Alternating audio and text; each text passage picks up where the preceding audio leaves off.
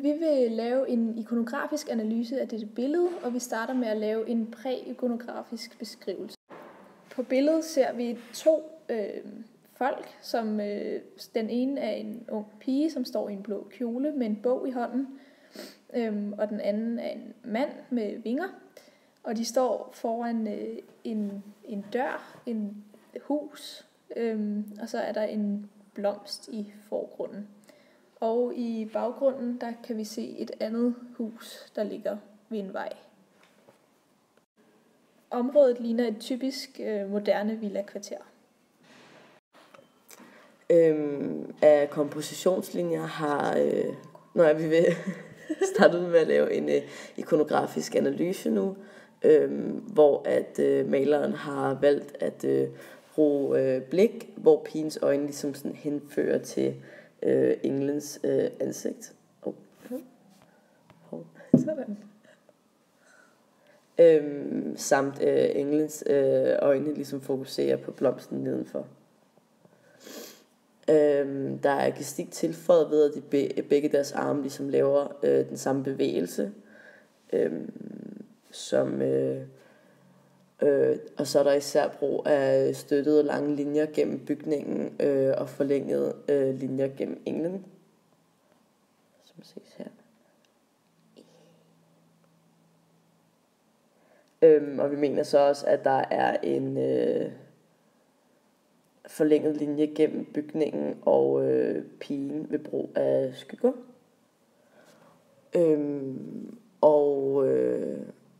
Yes. Og som så streger ligesom følges med husets struktur. Og der er en kontrastvirkning i englens kjole, da nogle af fordybninger og beskæringerne i hans kjole sådan virker mere fremhævet, som for eksempel her, eller tydeligt her,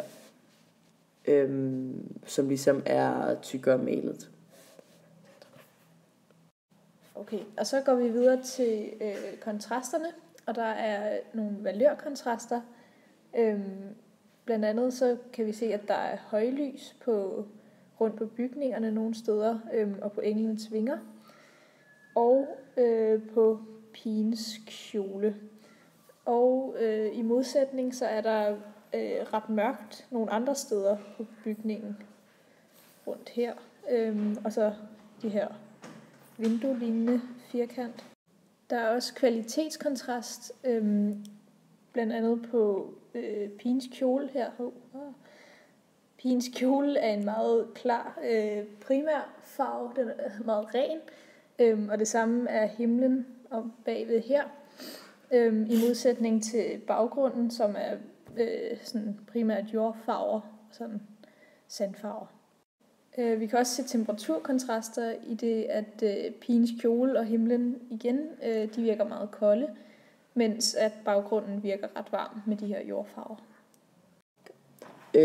Af symbolik, der mener vi, at linjen på billedet kan være en betegnelse for englen Gabriel, da han altid bærer den med sig, og det samtidig er ligesom symbolet for liv.